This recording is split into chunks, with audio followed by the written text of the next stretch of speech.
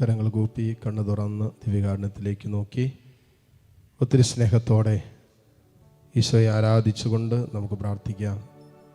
പരിശുദ്ധ പരമ ദിവ്യകാരുണ്യനാഥനായ ഈശോയ്ക്ക് എന്നേരവും ആരാധനയും സ്തുതിയും പുകഴ്ചയും ഉണ്ടായിരിക്കട്ടെ.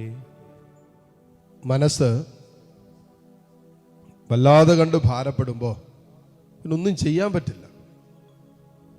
നമ്മൾ ചെയ്തുകൊണ്ടിരിക്കുന്ന കാര്യങ്ങളിൽ വലിയ സന്തോഷമൊന്നും ലഭിക്കില്ല, വലിയ സംതൃപ്തിയൊന്നും നമുക്ക് അനുഭവിക്കാൻ പറ്റില്ല. മനസ്സ് അസ്വസ്ഥമാകുന്ന കാരണങ്ങൾ എന്താണെന്ന് കണ്ടെത്തുക എന്നുള്ളതാണ് നമ്മൾ ചെയ്യേണ്ടത്. മനസ്സിന്റെ അസ്വസ്ഥതയുടെ കാരണം എന്താണ്, വിഷയം എന്താണെന്ന് അന്വേഷിക്കണം.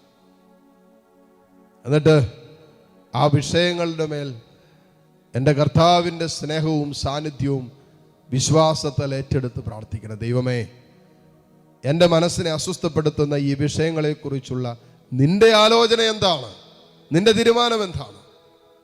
ഷിമയി ദാവീദിനെ ശപിച്ചുകൊണ്ടിരുന്നപ്പോൾ കൂടെ ഉണ്ടായിരുന്നവർ പറഞ്ഞു, ദാവീദേ, നിന്നെ ശപിക്കുന്ന കണ്ടില്ലേ, ഇവനെ അങ്ങോട്ട് കൊന്നുകളഞ്ഞാക്കട്ടെ എന്ന് ചോദിച്ചു. ദാവീദ് പറയുന്ന ഒരു കാര്യമുണ്ട്, എന്നെ ശപിക്കാൻ ദൈവമാണ് ഷിമയെ നിയോഗിച്ചതെങ്കിൽ അരുതെന്ന് പറയാൻ ഞാൻ ആരാണ്? അപ്പൊ ദൈവത്തിനൊരു ആലോചനയുണ്ട്. നമ്മളെ മുറിപ്പെടുത്തുന്ന, നമ്മളെ അസ്വസ്ഥപ്പെടുത്തുന്ന ജീവിത പ്രതിസന്ധികളിലൂടെ ദൈവം നമ്മളെ നടത്തിക്കൊണ്ടു പോകുമ്പോൾ അതിൻ്റെ പിന്നിലും ദൈവത്തിനൊരാലോചനയുണ്ട്. തീച്ചൂളയുടെ നടുവിൽ നിന്ന 3 യുവാക്കളെ തൊടാൻ തീച്ചൂളയ്ക്ക് പറ്റിയില്ലല്ലോ. സിംഹങ്ങളുടെ നടുവിൽ നിന്ന് ദാനിയേലിനെ തൊടാൻ സിംഹങ്ങൾക്ക് കഴിഞ്ഞില്ലല്ലോ. അങ്ങനെയെങ്കിൽ അതേ ദൈവത്തിന് നമ്മളെ സുരക്ഷിതരായിട്ട് കൊണ്ടുപോകാൻ പറ്റില്ലേ? പറ്റും. അപ്പോ ദൈവം അങ്ങനെ ചില അനുഭവങ്ങളിലൂടെ നമ്മളെ കടത്തിക്കൊണ്ടു പോകുന്നുണ്ടെങ്കിൽ, നടത്തുന്നുണ്ടെങ്കിൽ, മക്കളെ, ദാവീദ് പറഞ്ഞതുപോലെ ദൈവം അങ്ങനെ അനുവദിച്ചെങ്കിൽ വേണ്ടെന്ന് പറയാൻ ഞാൻ ആരാണ്?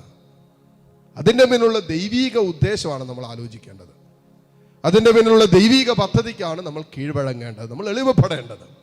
അതാണ് ദൈവം നമ്മളെ എളിമപ്പെടുത്തുന്ന അനുഭവം. അത് ഹൃദയം കൊണ്ട് സ്വീകരിക്കാൻ നമ്മൾ അനുവദിക്കണം. അത് മനസ്സുകൊണ്ട് അംഗീകരിക്കാൻ നമ്മൾ പഠിക്കണം.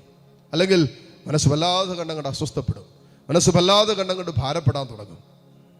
അപ്പോൾ കർത്താവിൻ്റെ സ്നേഹത്തിൽ സമർപ്പിച്ചിട്ട് അതിനകത്ത് പറയുന്നില്ലേ, കർത്താവിൻ്റെ ശക്തമായ കരത്തിൻ്റെ കീഴിൽ താഴ്മയോടെ നിൽക്ക്, തക്ക സമയത്ത് കർത്താവ് നിന്നെ ഉയർത്തും, നിന്റെ ആകുലതകളെല്ലാം അവനെ ഏൽപ്പിക്കുക എന്നല്ലേ വചനം പറയുന്നത്.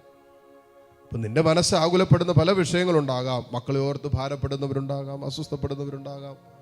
സാമ്പത്തിക വരുമാന മാർഗങ്ങളാകാം അസ്വസ്ഥതയുടെ കാരണങ്ങൾ. ഭാവി ജീവിതത്തെക്കുറിച്ചുള്ള അമിതമായ ആലോചനകൾ അല്ലാതെ കണ്ടിപ്പോൾ മനസ്സിനെ ഭാരപ്പെടുന്നുണ്ടാകാം. ദാമ്പത്യ ജീവിതത്തിൽ നേരിട്ട് കൊണ്ടിരിക്കുന്ന പ്രതിസന്ധികൾ, അസ്വസ്ഥതകളാകാം. കുടുംബത്തിൽ സമാധാനമില്ലാത്ത കാര്യങ്ങളാകാം നിന്റെ മനസ്സിൻ്റെ അസ്വസ്ഥതയുടെ കാരണം. നിന്റെ കുടുംബത്തിൽ വിശുദ്ധീകരണം നടക്കേണ്ട ചില ജീവിതങ്ങളുടെ സാന്നിധ്യം തന്നെയാകാം ഒരുപക്ഷെ നിന്റെ മനസ്സിനെ വല്ലാതെ കണ്ട് നലട്ടുന്നത്.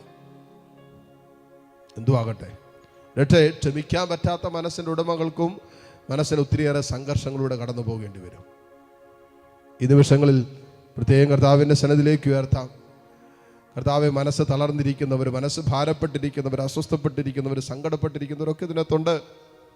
ദുഃഖം തളം കെട്ടി കിടക്കുന്ന ജീവിതങ്ങളുണ്ട്. നിരാശയിലേക്ക് വീണുപോയ മക്കൾ, ആത്മഹത്യയെക്കുറിച്ച് ചിന്തിച്ചുകൊണ്ടിരിക്കുന്നു. മനസ്സ് വല്ലാതെ അങ്ങോട്ട് കലുഷിതമായിരിക്കുന്നത്, തീരുമാനം പോലും എടുക്കാൻ പറ്റാത്ത രീതിയിൽ, ഉറങ്ങാൻ പോലും പറ്റാത്ത രീതിയിൽ മനസ്സങ്ങോട്ട് ഡിസ്റ്റർബഡ് ആയിട്ട് അസ്വസ്ഥരായിരിക്കുന്നവർ ഇതിനകത്തുണ്ട്.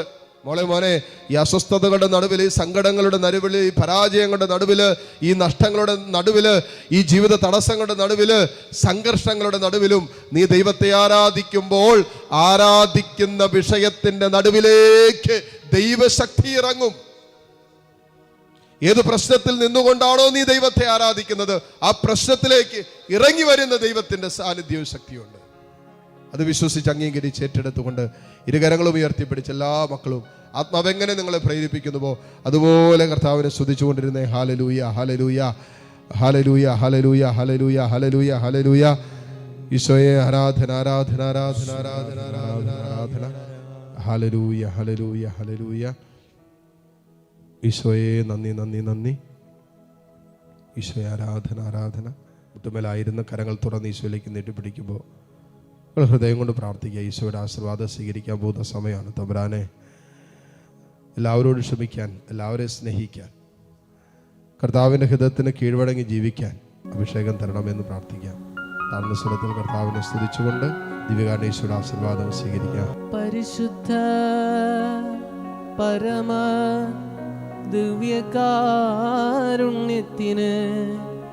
എന്നേരവും ആരാധനയും സ്തുതിയും പുകഴ്ചയും ഉണ്ടായിരിക്കട്ടെ.